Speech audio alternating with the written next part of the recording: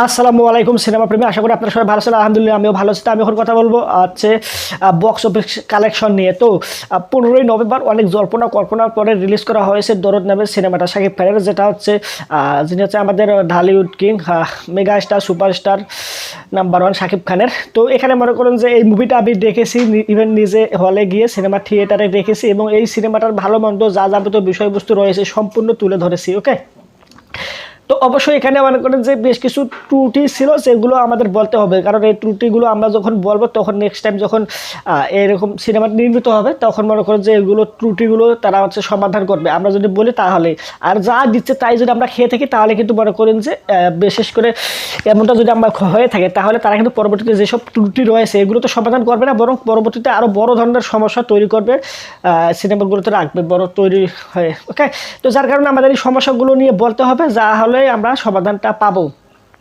তো এই মুভিটার বক্স অফিস কালেকশনটা নিয়ে আমি যেহেতু কথা বলতেছি, তো অলরেডি আমি রিভিউ করেছি মুভিটা, আপনারা আসলে দেখতে পারেন, রিভিউ বই বাদশা চ্যানেলের ভিডিও আছে। ওকে, তো এখানে বক্স অফিস কালেকশনের যে কথা বলি, আমি আমাদের বাংলাদেশের বর্তমান সময়ের সব থেকে বেশি আয়কারী সিনেমা তুফান রয়েছে, যেটা 56 কোটি টাকা ইনকাম করেছে।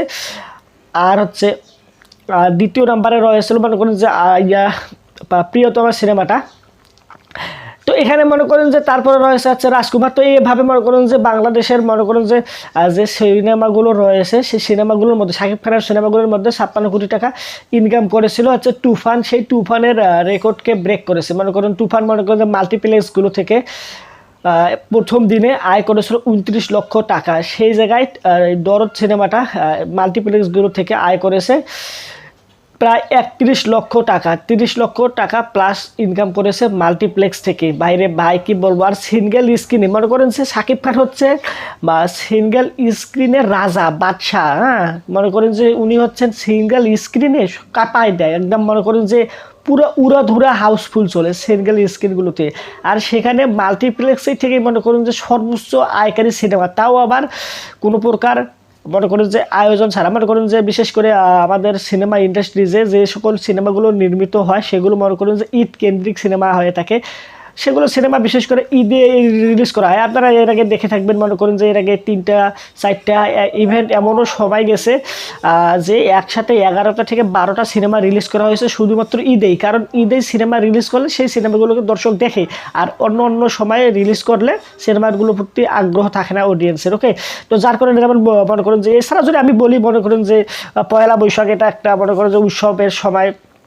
এর পাশাপাশি আরও যে অন্য বিষয়বস্তুগুলো রয়েছে, অনুষ্ঠানগুলো রয়েছে আমাদের মাতৃভাষা কেন্দ্রিক বা হচ্ছে আরও হচ্ছে ধার্মিক কেন্দ্রিক যে অনুষ্ঠানগুলো রয়েছে, সেসব সময়ও কিন্তু এতটা বেশি পরিমাণে সিনেমা রিলিজ করা হয় না।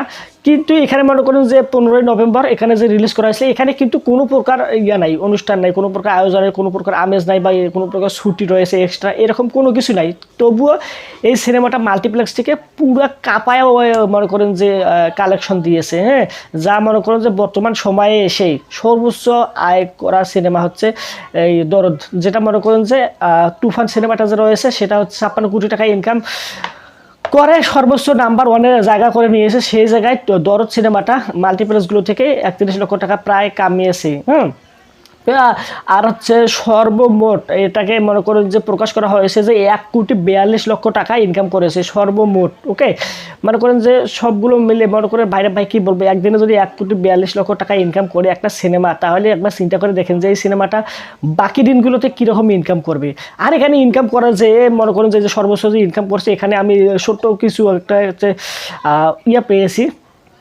সেটা হচ্ছে আমার মতামত ব্যক্তিগতভাবে, যে হচ্ছে বর্তমান সময়ে যে আমাদের দেশে যে পরিস্থিতিগুলো গেছে কয়েক মাসে, গত 1-2 মাসে যে পরিস্থিতিটা গেছে, কোনো প্রকার মনে করেন যে আনন্দ ফুর্তি বা কোনো প্রকার আমেজ উৎসব ছিল না আমাদের মাঝে, কারণ দেশের একটা বাজে একটা পরিস্থিতি ছিল। আপনারা এই বিষয়ে অবশ্যই অবগত রয়েছে। তো হুট করে যখন দেশের পরিস্থিতি স্বাভাবিক পর্যায়ে চলে আসতেছে, আর এরকম সময়ে যখন একটা সিনেমা ইন্ডাস্ট্রি যে রিলিজ করা হয়েছে, তাও আবার আমাদের Dhallywood king mega star superstar number 1 Shakib খানের, সেই জায়গায় থেকে মনে করেন যে অডিয়েন্সের আগ্রহটা অনেক বেশি। অনেক সময় পরে সিনেমা ইন্ডাস্ট্রিতে সিনেমা এসেছে দেশীয় সিনেমা, আর সেটাও আবার মনে করেন যে ভালো মানের একটা সিনেমা। মনে করেন আমি অবশ্যই ভালো মানের সিনেমা। এটা টিজার ট্রেইলার হচ্ছে মনে করেন যেভাবে প্রেজেন্ট করেছে, এর যে গানগুলো রয়েছে, হ্যাঁ, তাও আবার এখানে যে প্রকার হাইপ তোলা হয়েছিল যে টি সিরিজে রিলিজ করা হবে, যদিও টি সিরিজটা নিয়ে অনেকটা সমালোচনা হয়েছে এই সিনেমার মেকাররা এই সিরিজে রিলিজ করবে বলে বলে মনে করে অনেক সময় আমাদেরকে অপেক্ষায় রাখছিল, সময় দিচ্ছিল, কিন্তু সব সময় পেরিয়ে গেলেও তারা কোনো প্রকার রিলিজ করতে পারছিল না কোনো প্রকার টিজার ট্রেলার বা হচ্ছে গানগুলো। এ নিয়ে অনেকটা কথাবার্তা হয়। তারপর মনে করি যে এছাড়া এই সিনেমাটার যে গল্পটা রয়েছে এটা বলতে পারলে নাকি 1 কোটি টাকা দেবে। তো যদিও এই সিনেমাটার মধ্যে আহামরি লেভেলের কোনো কিছু মনে করেন যে টুইস্টটা রয়েছে, হ্যাঁ টুইস্ট রয়েছে, ক্লাইম্যাক্সে ভালো একটা টুইস্ট অ্যান্ড টার্ন রয়েছে, অনেকটা মনে করেন যে চমকায় দেওয়ার মতো রয়েছে, কিন্তু এটা যে একটা আহামরি লেভেলের ভাই যে না মনে করেন যে 1 কোটি টাকা দিতে হবে এমনটা।